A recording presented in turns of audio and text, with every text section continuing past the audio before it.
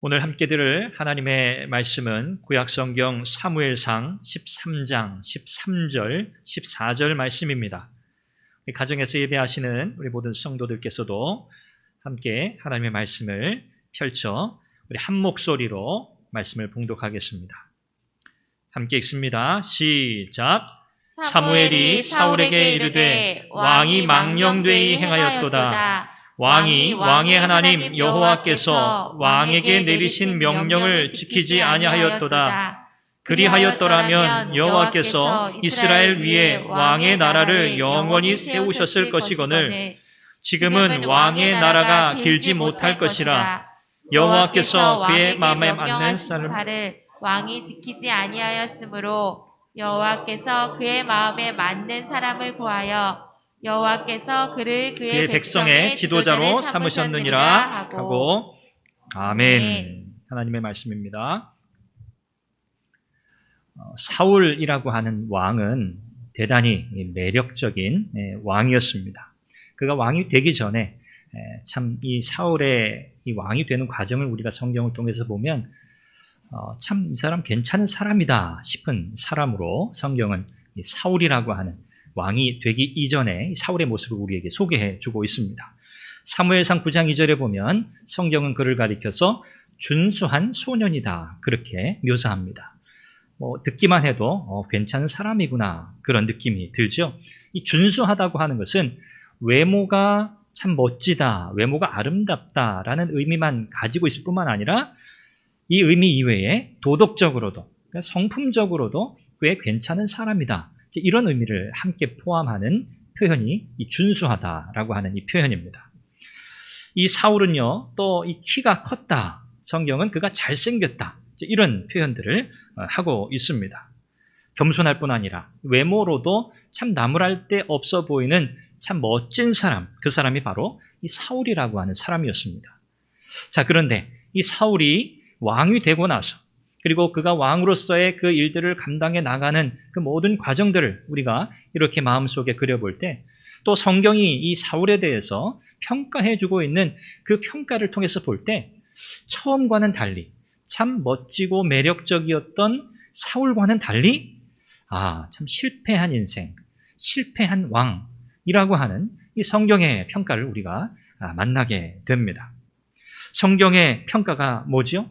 사울에 대한 성경의 평가는 이렇습니다. 하나님께서 그를 왕으로 삼으신 것을 후회하셨다는 것이고요. 그리고 이제 그를 왕의 자리에서 이제 내리게 하신다는 것. 이것이 바로 성경이 사울 왕에 대해 평가하고 있는 내용입니다. 참 안타까운 일이죠. 사울, 왜 그 사람은 이렇게 하나님이 후회하실 만한 사람이 되었을까? 왜 그는 왕의 자리를 이제는 더 이상 감당하지 못하고 그 자리에서 이제는 내려와야 하는 이런 상황에 이르게 되었을까 하는 것입니다. 왜 그랬을까요? 이 사울은 왜 이렇게 참 비참한 마지막을 맞이하게 되는 걸까요? 성경 전체를 통해서 볼 때 결론은 이겁니다. 사울은 하나님과의 관계에 별로 관심이 없는 사람이었다는 거예요. 하나님과의 깊은 영적 교제, 사울에게서는 그런 모습이 잘 드러나지 않습니다. 자, 하나님과의 관계에 집중하지 않을 때 우리는 어떻게 될까요? 사람들과의 관계에 사람들의 시선을 의식하게 되어 있습니다. 이건 우리가 경험적으로 알고 있습니다. 하나님에게서 우리가 멀어지면 우리의 관심은 자연스럽게 사람에게 가게 되어 있습니다. 사람의 시선을 의식하며 살게 되는 거죠. 사울의 결정적인 문제가 뭐였는가? 바로 이거였습니다. 하나님께 별로 관심이 없고 사람들을 의식하며 살았던 사람, 그 사람이 바로 사울이었다는 거죠. 어떤 일을 할 때 내 마음과 같은 사람을 만나면 어떤가요? 참 좋습니다. 기분이 좋습니다. 야, 저 사람 참 내 마음처럼 일해주는 사람이네. 나처럼 일해주는 사람이네. 그런 사람들을 만난다면 동료를 만나든지 그런 직원들을 부하 직원들을 만나게 된다는 것은 대단히 참 복된 일이죠. 내가 마음에 드는 사람을 만났을 때 참 기분 좋은 이건 사실인데요. 또 내가 누군가에게 마음에 드는 사람이 되었을 때도 사실은 마찬가지입니다. 어떻게 보면 더 기분이 좋을 것 같아요. 정말 좋은 사람, 내 마음에 맞는 사람을 만난 것도 복되고 기쁘지만 내가 어떤 사람에게 그렇게 마음에 들고 그 사람이 좋아할 만한 사람이 되는 것, 이건 더 좋은 일이라고 생각이 됩니다. 그런데 이런 사람을 만나는 게 쉽지는 않은 것 같습니다. 사무엘 선지자가 이 사울을 왕으로 세운 뒤에 이렇게 말합니다. 사무엘상 10장 24절 말씀인데요. 너희는 여호와께서 택하신 자를 보느냐? 모든 백성 중에 짝할 이가 없느니라. 사무엘 선지자가 사울을 왕으로 세우고 나서 백성들 앞에 사울에 관해 이렇게 소개하고 있는 거죠. 하나님께서 택하신 사람인데 여러분들이 보고 있는 이 사람, 여러분들 가운데 이 사울과 같은 사람이 없다라고 그렇게 소개하고 있습니다. 자, 그런데 이 짝할 리가 없다라고 하는 이 표현은 좀 중요한 뉘앙스를 담고 있는 표현입니다. 굉장한 칭찬의 표현이죠, 사실은. 사울 같은 사람이 없어라고 하는 대단한 칭찬의 표현입니다만은 이 표현은요, 겉으로 볼 때 사울과 비교해서 사울보다 더 나은 사람은 없다라는 이런 뉘앙스를 가진 표현입니다. 겉으로 볼 때, 외모로 볼 때, 그 사람의 속이 내면이 어떤지 이거는 잘 모르겠고 겉으로 드러나는 것을 볼 때 사울과 같은 사람이 없더라라는 그런 표현이라는 거죠. 이것은 당시의 이스라엘 백성들이 어떤 가치관을 가지고 살고 있느냐를 보여주는 단면입니다. 이 당시 이스라엘 백성들이 하나님과의 관계에 별로 관심이 없었구나. 사람들은 눈에 보이는 것, 눈에 드러나는 것, 외모, 화려함, 이런 것을 그들의 삶의 기준으로 삼고 살고 있었구나. 그러니 사울같이 이렇게 매력적인 사람을 보게 되었을 때, 야, 저 사람이야말로 진짜 우리의 왕 될 감이구나. 저 사람이야말로 우리의 왕으로 삼을 만한 사람이구나 라고 생각할 수밖에 없었다는 거죠. 사랑하는 여러분, 사람 눈에 좋아 보여도 하나님 눈에 좋지 않으면 아무 소용이 없는 거죠. 사람 눈에, 우리의 눈에 좋아 보일 수 있습니다. 그런데 하나님 마음에 들지 않으면 아무 소용이 없는 거거든요. 하나님은 하나님의 말씀에 순종하지 않은 이 사울, 우리가 사울이 하나님의 말씀에 순종하지 않은 일련의 사건들을 우리는 기억하고 있습니다. 조금 뒤에 한 번 더 소개하겠지만 결국 사울은요, 하나님의 말씀에 순종하지 않았고 결국 하나님은 그를 왕의 자리에서 내려오게 하셨습니다. 그리고 그 자리에 누구를 대신 세우시죠? 하나님 마음에 드는 사람, 하나님 마음에 맞는 사람, 누구죠? 다윗을 하나님이 택해서 사울 대신 왕으로 삼게 됩니다. 다윗이라고 하는 사람, 우리 모두 좋아하는 성경의 인물이죠. 여러분은 다윗을 왜 좋아하십니까? 이 사울과 다윗을 이렇게 객관적으로 놓고 비교해 보면 다윗은요, 사울과 비교가 안 돼요. 그러니까 사울이 더 탁월해요. 그의 외모뿐 아니라 그의 가문, 집안 가문도 그렇고 그의 가지고 있는 모든 것들이 사실은 완벽해 보입니다. 금수저, 우리가 그런 표현 하잖아요. 금수저라고 할까요? 사울은 그런 사람이에요. 그런데 다윗은 어떻습니까? 다윗은요, 그렇지 못해요. 다윗은 겉으로 볼 때는 화려하거나 매력적이거나 그런 사람이 아니었어요. 그런데 다윗은 무엇이 아름다운 사람이었습니까? 속 사람이, 내면이 아름다운 사람이었어요. 겉으로 드러나는 모습은 별로였어요. 가정에서도 아버지에게도 사실 그렇게 썩 중요한 아들이 아니었어요. 그의 가정사가 이렇게 저렇게 복잡하든 어떻든 이 다윗은요, 그렇게 주목받지 못하던 사람이었습니다. 자, 그런데 이 다윗은요, 또 사울의 이 삶과 비교했을 때 다윗은 우리에게 중요한 사실을 가르쳐 줍니다. 그게 뭡니까? 우리가 추구해야 하는 삶이라고 하는 것은 하나님과의 관계를 맺는 삶이어야 한다는 겁니다. 사울은 이 일에 실패했어요. 그런데 다윗은요, 이 일에 성공한 사람이에요. 다윗도 문제가 많아요. 다윗도 여러 가지 약점이 많은 사람이에요. 그런데 다윗이 성공한 게 뭐냐? 하나님과의 관계를 끝까지 붙들고 갔다는 거예요. 여러분, 이것이 중요합니다. 저와 여러분들이 이 다윗과 같이 끈질기게 하나님을 추구하는 삶이 되기를 간절히 바랍니다. 이 다윗을 조금 더 살펴보면요, 다윗은 정말 별 볼 일 없었던 사람, 소위 우리가 왕따 그렇게 표현하기도 하죠. 가정 안에서도 왕따 취급을 받는 그런 아들이었습니다. 이 다윗의 아버지 이새에게는 8명의 아들이 있었습니다. 그 중에 다윗은 막내 아들이었고요.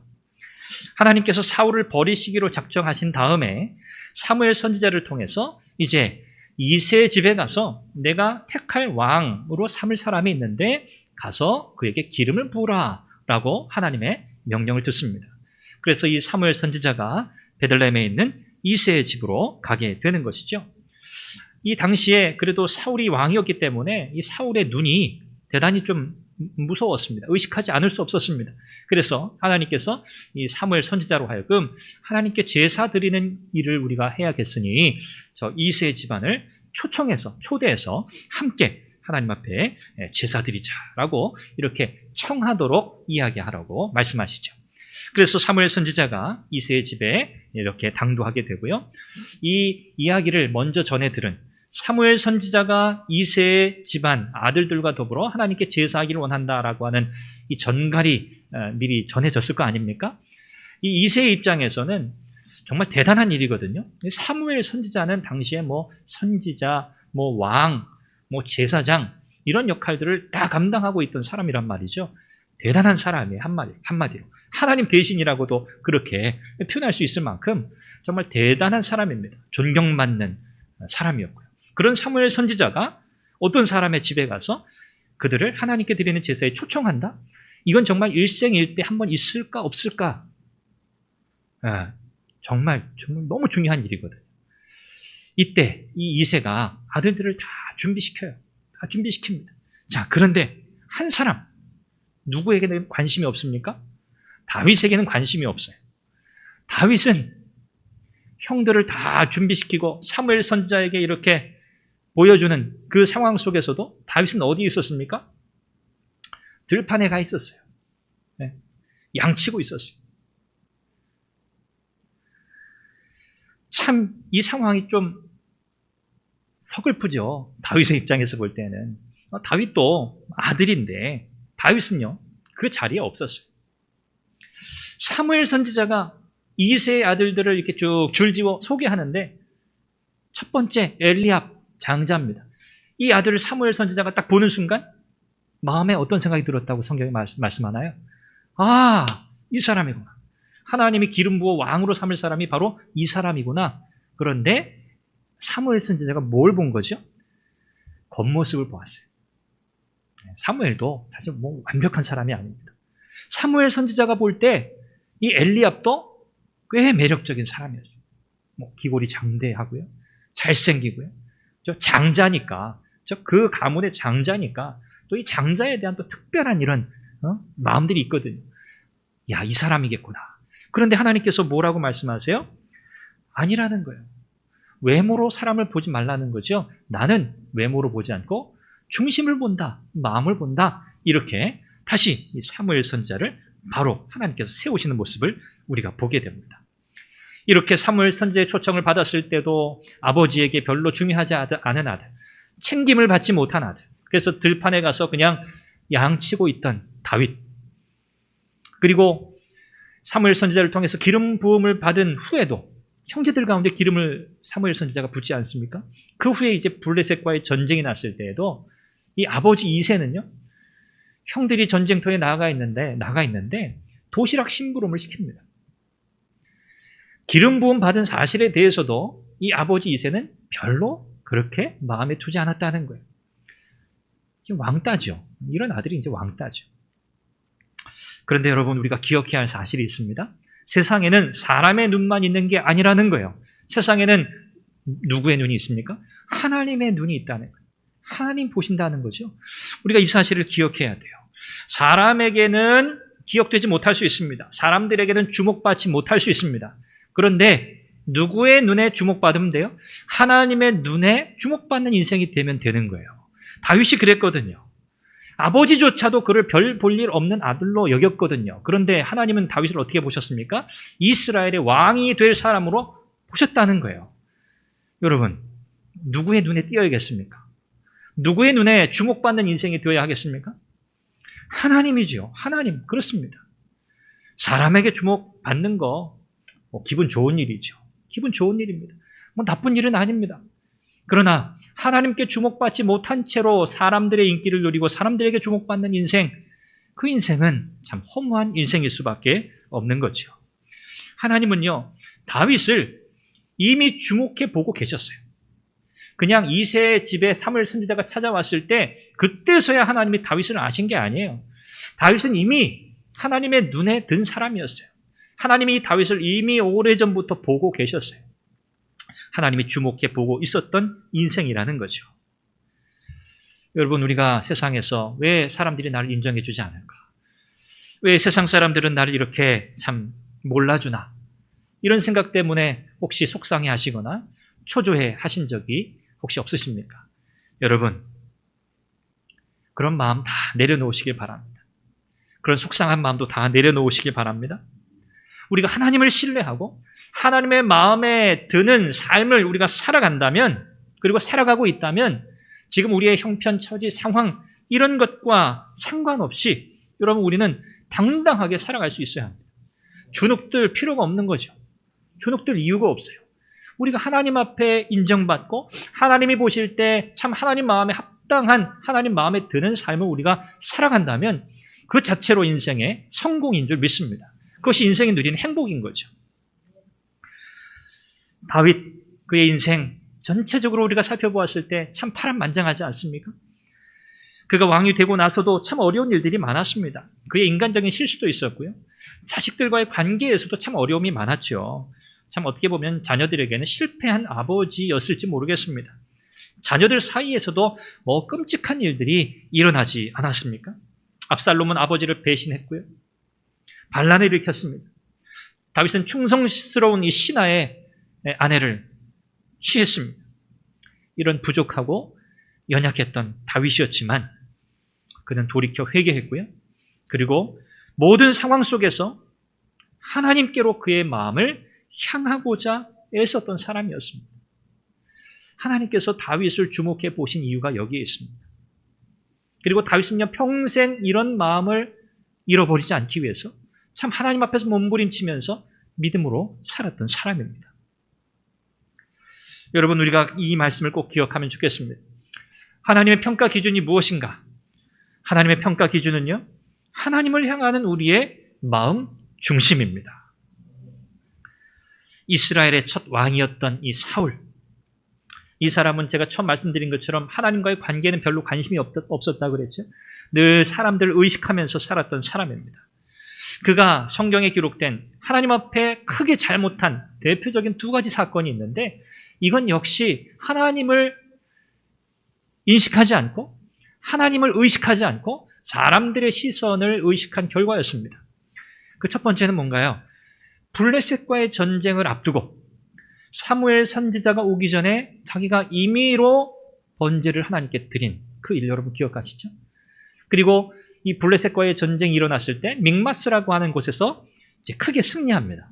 그 이후에 또 이 사울 왕이 자기가 주도해서 하나님 앞에 제사를 드리는 이런 큰 잘못을 저지르게 됩니다. 두 번째는 아말렉과의 전투에서 사울 왕이 크게 하나님의 말씀을 어겼어요. 사무엘상 15장 1절에 보면 사무엘 선지자가 사울 왕에게 하나님의 말씀을 전합니다.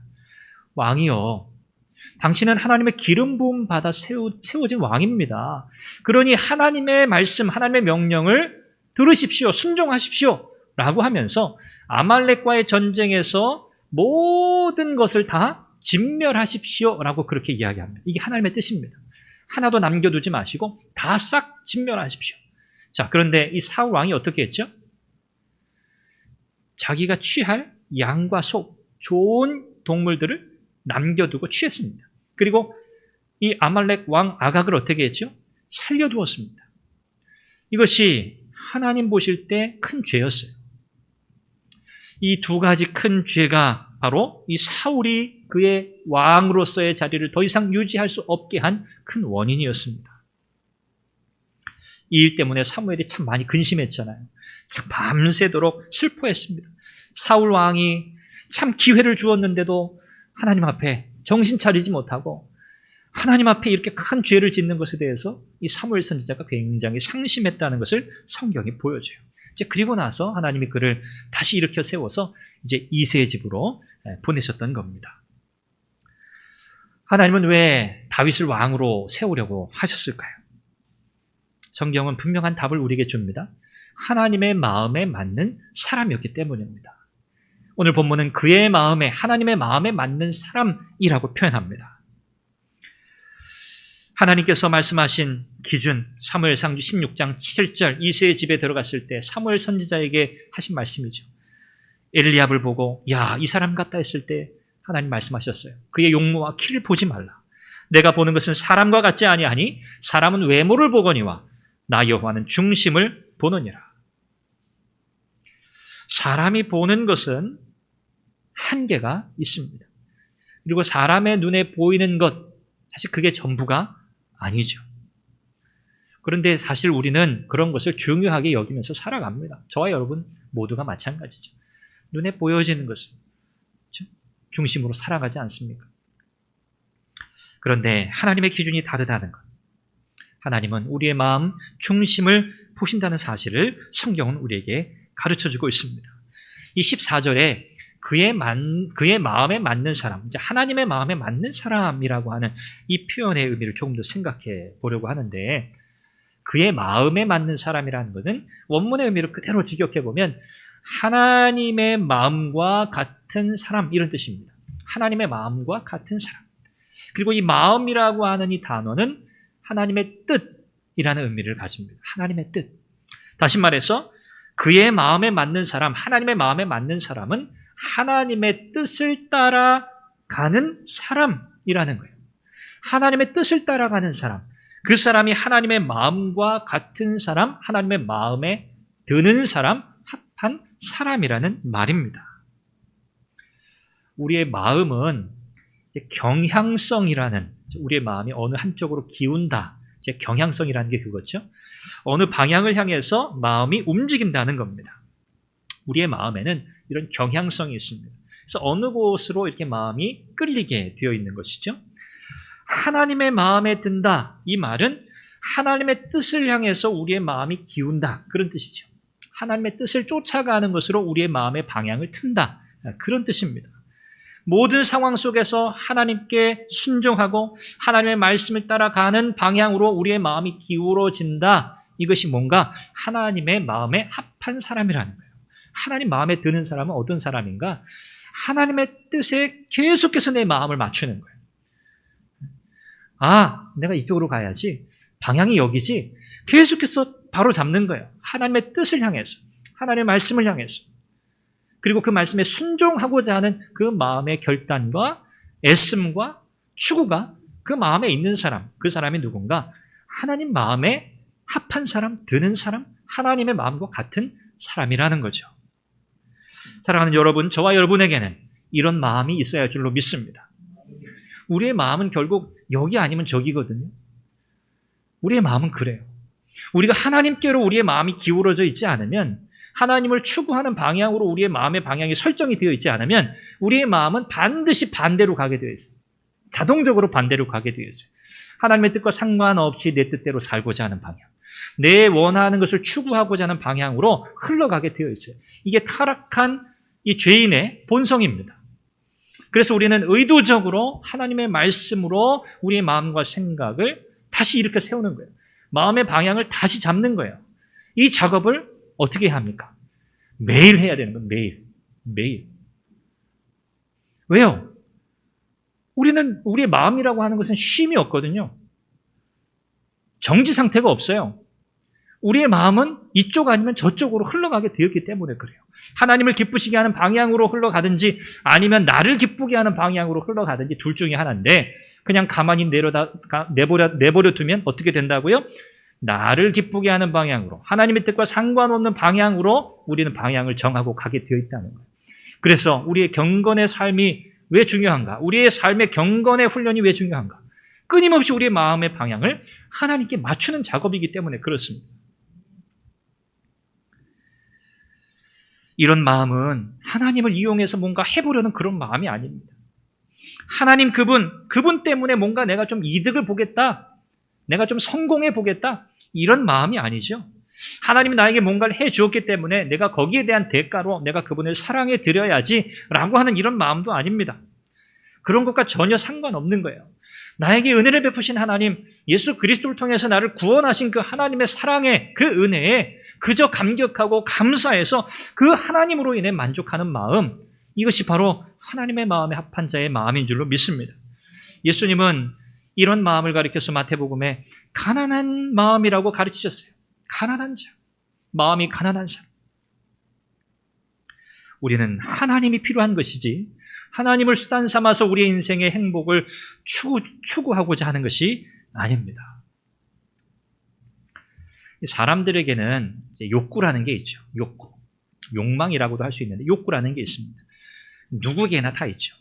이 심리학자, 미국의 심리학자인 메슬로우라는 사람이 있는데 이 사람이 그 인간 동기 이론이라고 하는 그의 이론에서 인간의 욕구는 5가지로 구분된다. 그렇게 5가지로 인간 이 욕구를 구분해 놓은 게 있습니다. 이 욕구가 단계별로 점점 반복되고 발전해 나간다. 그리고 이것을 천성이라고 부른다. 그렇게 이야기합니다. 여러 가지 욕구가 있어요. 생리적인 욕구, 안전에 대한 욕구, 사회적인 욕구, 자기 존중의 욕구, 자아 실현의 욕구. 가장 강력한 것은 이 자아 실현의 욕구라는 거죠. 이건 끝이 없어요. 충족될수록 점점 더 증대되는 욕구다. 이렇게 소개하고 있습니다.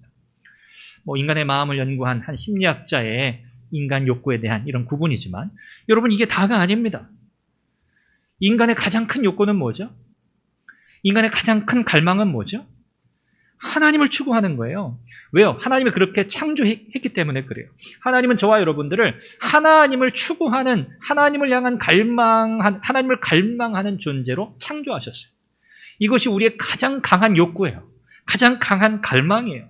그런데 죄 때문에 이 욕구가 어떻게 된 겁니까? 완전히 왜곡된 거예요. 완전히 비틀려 버린 거예요. 그래서 하나님 대신에 다른 것으로 채우려고 하는 거죠. 계속해서. 이것을 성경은 우상숭배라고 가르치고 있는 겁니다. 여러분 다윗은요. 또 그가 위대한 것은요. 그도 다른 사람들과 다르지 않습니다. 그에게도 이런 욕구들이 다 있습니다. 인간 누구에게나 있는 그런 욕구들이 다 있습니다. 그런데 다윗은 그의 삶의 기쁨, 그의 삶의 만족을 사람들이 누구나 추구하는 그런 욕구로부터 찾지 않은 거예요. 그는 그의 마음의 기쁨과 위안을 무엇으로 삼았습니까? 하나님을 향한 마음으로, 그분의 사랑과 은혜를 시로 표현하고, 그분의 놀라우신 위대하심을, 그분의 그 능력을 노래로 찬양하며 올려드리고, 끊임없이 기도로 하나님 앞에 나아갔던 그 사람, 그것을 통해서 참된 기쁨과 마음의 위안과 평안을 누렸던 사람이 바로 다윗이었습니다. 그래서 다윗이 위대한 거예요. 말씀을 맺습니다. 온전하고 충만한 삶이라고 하는 것, 이것은 다름 아니라 하나님과의 관계를 바로 맺는 삶인 줄로 믿습니다. 여러분, 제가 이 주제를 계속해서 강조하고 있습니다. 여러분 설교 말씀을 계속해서 들어오셨으니까 아실 겁니다. 제가 무엇을 여러분들에게 강조하고 있고 우리가 힘써야 할 것이 무엇인가에 대해서 저는 사실 일관된 주제로, 말씀으로 여러분들에게 설교해 오고 있습니다. 여러분, 우리가 세상에서 뭔가를 얻고자 할 때 시간을 투자하죠. 엄청난 노력을 합니다. 물질도 투자하고요. 그것으로 인해서 우리가 뭔가를 성취하고 얻게 되기 때문이죠. 그런데 정말 우리가 갈망해야 할, 그리고 우리가 되어야 할, 정말 우리가 바라야 할 그런 우리의 모습, 우리의 신앙의 삶의 모습을 위해서는 우리가 과연 얼마만큼 우리의 시간과 우리의 물질과 우리의 에너지를 쏟아붓고 있느냐 하는 거예요.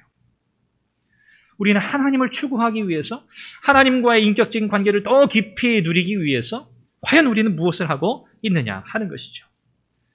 하나님과의 깊은 관계를 사모하면서 늘 그의 삶 속에 하나님을 추구했던 다윗과 같은 모습으로 우리는 살아가고 있습니까?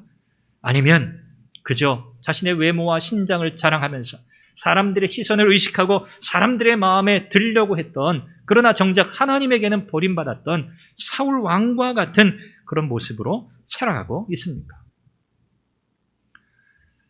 인간적으로 내세울 것이 없을 수 있죠.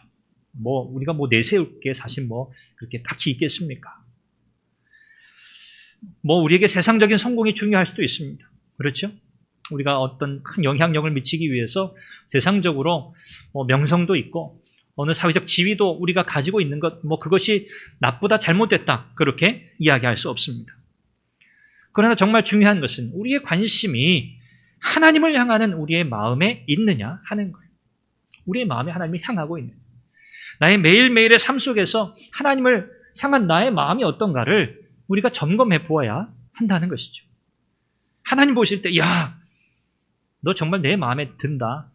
너 매일매일 살아가는 너의 삶을 보니, 너 영적인 삶을 보니 너 정말, 야, 칭찬하고 싶어. 너 내 마음에 드는 사람이야.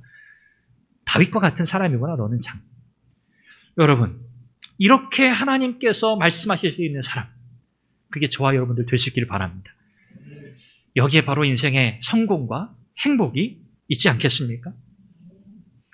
사랑하는 우리 선한교회 성도 여러분, 또 우리 자녀들, 함께 예배하는 우리 어린이들, 우리 청소년들, 여러분, 오늘 여러분들과 함께 나눈 이 말씀을 꼭 마음에 새기시길 바랍니다. 여러분, 우리는 마음을 정해야 합니다. 우리의 삶을 변화시키고 우리의 믿음의 공동체를 건강하게 세우는 비결이 어디에 있을까? 사실 이게 우리의 소원이잖아요. 우리의 바람이잖아요. 우리가 어떻게 이것을 이룰 수 있을까 하는 거예요. 그러려면 우리 각자가 우리의 매일의 삶 속에서 우리의 마음을 하나님께 초점을 둔 마음으로 살아가야 돼요. 우리의 마음을 하나님께 두고 살아가야 한다는 거예요. 그리고 우리의 삶의 참된 변화를 위해서 우리가 마땅히 해야 할 일들을 미루지 말고 반드시 실천해야 한다는 거죠. 성실하게 지속적으로 해 나가야 한다는 겁니다. 이걸 우리가 영적인 습관을 만드는 일이라고 표현할 수 있겠습니다. 영적인 습관을 만들어 나가야 한다는 거죠. 이 사람은 기본적으로 어떤 일에 대한 경험이 만족스러우면 그걸 계속 반복하게 되어 있어요. 내가 뭔가 했는데 그게 너무 좋아요. 그러면 그걸 계속하게 되어 있거든요. 우리가 맛있는 음식을 어느 식당 가서 먹었는데 너무 마음에 드는 거예요. 너무 맛있는 거예요. 그럼 여러분 어떻게 하세요? 한 번 가고 안 가요? 아니죠. 그 식당 단골이 되는 거예요. 야, 이 집이 정말 맛있는 집이야. 계속해서 가는 거죠. 왜? 그 음식에 대한 경험이 너무 행복했기 때문이에요. 마찬가지입니다. 우리의 영적인 삶도 마찬가지예요. 우리의 영적인 삶에 있어서 참 우리를 기쁘게 하고 행복하게 하는 이런 영적인 삶의 피드백이 우리의 삶에 반복되어야만 우리는 이것을 계속 유지해 갈 수 있어요. 사람이라는 게 그래요. 건강한 삶을 위한, 경건한 삶을 위한 영적인 습관을 만드시기를 바랍니다. 여러분, 성취 가능한 일부터 해야 한다, 그런 말 하잖아요. 자기 개발서 이런 책들을 보면 이런 이야기들이 굉장히 많아요. 그런 부분에서 우리가 배울 점들이 많아요. 작은 것부터 우리가 크게 거창하게 영적으로 우리가 어떻게 갑자기 일어서는, 여러분, 이런 걸 기대하지 마십시오. 여러분, 우리의 삶 속에 할 수 있는 작은 일부터 우리의 영적인 습관을 만들어 갈 수 있기를 바랍니다. 우리 학생들, 우리 어린이들도 마찬가지입니다. 부모님들과 함께 우리 이런 일들을 우리가 해 나갈 수 있어요. 하루에 5분의 시간으로도 여러분, 우리가 충분히 할 수 있습니다. 5분이 적은 시간이 아니에요. 짧은 시간이 아니에요. 하루에 우리가 5분씩이라도 우리의 경건한 삶을 위한 노력과 우리의 투자와 우리의 애씀이 있다면 여러분, 그 5분이라는 시간이 우리의 삶을 변화시킬 줄 믿습니다. 그 5분이라는 시간, 지속적으로 성실하게 하나님께 우리의 마음을 쏟는 그 시간, 시간이 더 늘어날 수도 있겠죠. 그런데 매일매일 있어야 하는 거예요. 중요한 건 매일매일이에요. 띄엄띄엄이 아니라 매일매일 해야 한다는 거예요. 여러분, 구체적으로 한번 계획을 세워보십시오. 5분, 내게 나의 경건한 삶을 위한 훈련의 시간이 하루에 5분 주어진다고 할 때 나는 과연 무엇을 하겠는가? 그리고 그 5분의 시간이 나에게 참된 기쁨과 만족과 행복을 줄 수 있는 그 일, 여러분, 할 수 있는 일을 정하십시오. 매일 점심 식사 후에 나는 5분 동안 성경 한 구절 암송하겠다. 예를 들면 할 수 있습니다. 매일 하는 거예요. 매일. 일주일에 한 번이 아니라 매일 하는 거예요. 기도도 마찬가지고요. 성경 읽는 것도 마찬가지입니다. 내가 직장에 출근하자마자 모든 업무를 시작하기 전에 성경 한 장씩 읽겠다. 아니면 시간 5분 동안 성경 읽겠다. 여러분, 이것을 우리가 반복하는 거예요. 이것이 아무것도 아닌 것 같지만 이런 작은 실천이 우리의 삶에 큰 변화를 일으킬 줄 믿습니다. 가정 예배도요, 정말 좋은 영적인 습관입니다. 우리 오가온, 우리 자녀들과 함께 드리는 이 가정 예배, 이것이 우리 가정 안에서 거룩한 영적 습관이 되길 바랍니다. 이것이 반복되면서 이 경험이 우리 자녀들에게 행복을 주고, 야, 이렇게 하나님을 예배하는 것이, 가족들과 함께 예배하는 것이 이렇게 참 기쁜 일이구나. 이런 것들이 그들의 마음속에 심겨지면 그들이 평생토록 하나님을 떠나지 않고 하나님을 예배하는 인생이 가장 행복한 인생이라는 것을 그들은 붙들고 살아가게 될 줄로 믿습니다. 여러분, 작은 일이라도 무시하지 마시고요. 아주 작은 영적인 습관을 통해서 하나님이 우리를 어떻게 가꾸어 가실까, 우리를 어떻게 변화시켜 가실지를 기대하시기를 바랍니다. 여러분, 중요한 사실이 있어요. 내가 변하지 않으면 아무것도 변하지 않습니다.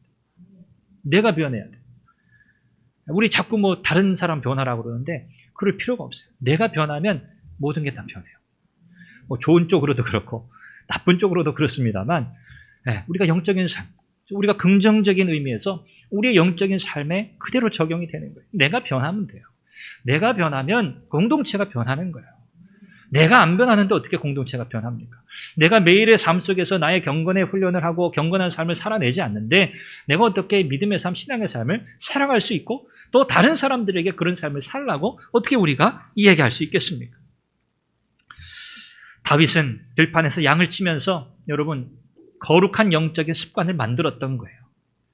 다윗이 그냥 멀찌감치 서가지고 그냥 이 동물들이 풀 뜯고 있는 거 그냥 멍하니 바라보고 있던 사람이 아니잖아요. 그는 그 순간에도, 양을 지켜보는 그 순간에도 그는 자연 만물을 바라보면서 하나님의 창조 세계를 보면서 그는 하나님을 노래하고 하나님을 찬양하고 하나님과의 깊은 영적 관계를 유지했던 사람이에요. 여러분, 이런 영적 습관이 만들어지는 자리는 교회가 아니라 삶의 자리입니다. 이걸 우리가 잘 알아야 돼요. 일주일, 주일에 하루 교회에 와서 예배 드리는 것, 그것으로 우리의 영적인 삶을 살아가겠다? 신앙생활 하겠다? 100% 실패합니다. 불가능해요. 그렇게 사라지지가 않아요. 영적인 삶이라는 건 그렇게 사라지는 게 아니에요. 매일매일 우리의 삶이 하나님을 예배하고 하나님을 사모하고 그분을 추구하는 삶으로 우리의 마음이 가득 차 있어야만 주일의 예배가 의미가 있는 거예요. 주일의 예배, 우리가 함께 모여서 예배하는 것은 어떤 의미가 강하냐면 매일매일 내가 나의 삶 속에서 하나님과 나는 이런 깊은 영적인 교제를 누렸습니다. 또 대개는 이런 영적인 도전이 있었습니다. 나의 매일의 영적인 경건의 삶 속에서 이런저런 어려움과 도전들이 있었지만 내가 믿음으로 이겼습니다. 승리했습니다. 또 내가 어떤 부분에서는 참 부족해서 넘어졌습니다. 여러분, 우리의 성공과 우리의 영적인 삶의 성공과 실패가 나누어지면서 다시금 우리 안에 영적인 힘을 북돋고 우리가 추구해야 할 삶이 무엇인가를 확인하고 우리의 인생의 목적이 무엇인가를 다시 한번 다지는 그 목적이 바로 주일 예배 이 시간입니다. 우리가 공동체로 주일날 모이는 그 중요한 이유가 저는 거기 있다고 생각해요. 물론 예배를 통해서 하나님을 기쁘시게 하고 하나님을 영화롭게 하는 것이죠. 여러분 생각해 보세요. 일주일에 한 번 와서 예배라고 하는 그 자리에 형식 안에서 들어가서 예배자로 예배하는 그 삶과 나머지 6일은 전혀 상관없이 그거랑 상관없이 그냥 살다가 그렇게 와서 예배 드리는 그 예배, 하나님께서 영광 받으신 예배가 될 수 있습니까? 그거 아니라는 거 우리가 다 알잖아요. 스스로 속으면 안 되죠. 여러분, 우리가 교회를 중심으로 신앙의 삶을 살아야 한다. 어릴 때 많이 들었어요. 하나님 중심, 말씀 중심, 교회 중심. 다 맞는 말입니다. 다 맞는 말이에요. 근데 그 의미를 제대로 우리가 배우지 못했어요. 왜 우리가 교회 중심으로 신앙의 삶을 살아야 하는가? 교회, 믿음의 공동체. 이 믿음의 공동체가 무엇인데? 개개인의 영적인 삶의 결과, 열매로 모여진 공동체가 교회예요. 교회여야 하는 거예요. 우리의 초점을 어디에 맞춰야 하는지 조금 더 분명해지시죠? 우리가 주일 예배, 이 예배가 더 영광스럽고 감격스러울 수 있는 이유는 우리가 그렇게 하루하루를 하나님의 은혜를 사모하고 하나님을 그렇게 사랑하고 그 은혜를 추구하며 살아온 결과이기 때문입니다. 그래서 주일의 예배가 우리에게는 기대되고 감격스럽고 이렇게 살고 있는 다른 성도들을 보면서 우리가 집사님도 그렇게 사셨군요. 장로님도 그렇게 사셨군요. 권사님도 그렇게 사셨군요. 야, 그렇죠. 우리가 이렇게 사는 거죠. 이것이 믿음의 삶이죠. 우리 더 하나님 앞에 힘을 냅시다. 우리도 하나님을 기쁘시게 하는 삶을 살아갑시다. 이렇게 서로를 북돋고, 그렇죠? 서로를 지지하고 격려하며 세우는 그 공동체가 바로 교회입니다. 제가 원고에 없는 이야기를 더 덧붙였는데, 제 마음에 그러한 참 소원이, 소망이 사실 강해서 그렇습니다. 저도 지나온 세월 그렇게 많이 살지 못했습니다. 저도 그렇게 잘 배워보지 못했던 것 같습니다. 저와 여러분들이 이제부터 살아내야 할 우리의 믿음의 삶, 우리가 어떤 삶을 살아야 할까? 그래, 내 마음을 하나님의 마음에 맞추자. 나의 마음의 중심을 하나님께 계속해서 향하게 하자. 방해거리 많아요. 거치는 게 많아요. 다 걷어내고 치워내고 하나님께 나의 마음을 오롯이 드릴 수 있는 그런 믿음의 삶을 살아내는 저와 여러분들 될 수 있기를 간절히 바랍니다. 믿음의 공동체는 이렇게 부여해지는 거예요. 영적으로. 그래서 우리는 모두 다 경건한 하나님의 사람들, 믿음의 사람들이 되어야 할 줄로 믿습니다. 우리 어린이들, 우리 청소년들, 우리 청년들 예외 없습니다. 이런 한 사람 한 사람 각자가 모여있는 이런 선한 교회가 하나님의 영광 받으시는 복된 믿음의 공동체 될 줄로 믿습니다. 기도하겠습니다. 자비하신 아버지 하나님, 은혜와 사랑을 감사합니다. 오늘 복된 주일, 상황이 여의치 않아 가정에서 온라인으로 예배하지만 그러나 우리에게 선포된 하나님의 말씀은 변함없이 오늘도 우리의 삶의 분명한 기준인 줄로 믿습니다. 하나님의 마음과 같았던 사람 다윗, 그의 인생을 통해 우리의 삶이 어떠해야 할지를 다시 살펴보게 됩니다. 하나님, 끊임없이 우리의 마음을 하나님께로 향하게 해 주옵소서. 우리의 마음의 중심이 하나님과의 깊은 영적인 이 교제를 즐거워하고 그것을 추구하는 삶이 되게 하여 주옵소서. 사랑하는 선한교회 모든 믿음의 가족들 가운데 이런 은혜가 충만케 하시고 우리 믿음의 공동체 이 선한교회는 이로 말미암아 부요해지는 복된 교회 되게 하여 주옵소서. 예수님의 이름으로 기도합니다. 아멘.